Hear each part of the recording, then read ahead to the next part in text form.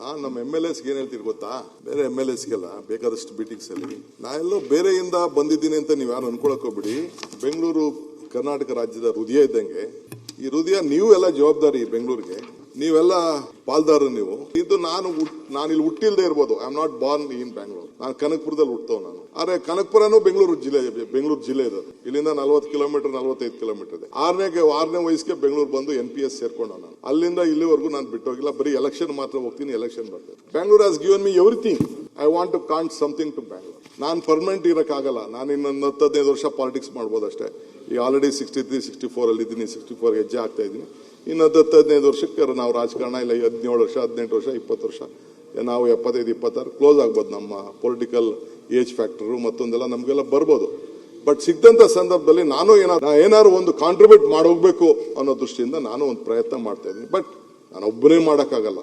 Government ಜೊತೆಗೆ ನೀವೆಲ್ಲ ನಿಮ್ಮ ವ್ಯಾಲ್ಯೂಬಲ್ ಸಜೆಷನ್ ಕೊಡಬೇಕು ಈ ಡೆಮೊಕ್ರೆಟಿಕ್ ಸೆಟಪ್ ಅಲ್ಲಿ ಅಂತೇಳಿ ನಾನು ಆಲೋಚನೆ ಮಾಡಿಕೊಂಡು ಅನೇಕ ಕಾರ್ಯಕ್ರಮಗಳನ್ನು ಇವತ್ತು ರೂಪಿಸ್ಕೊಂಡು ನಾವು ಬರ್ತಾ ಇದ್ದೇವೆ.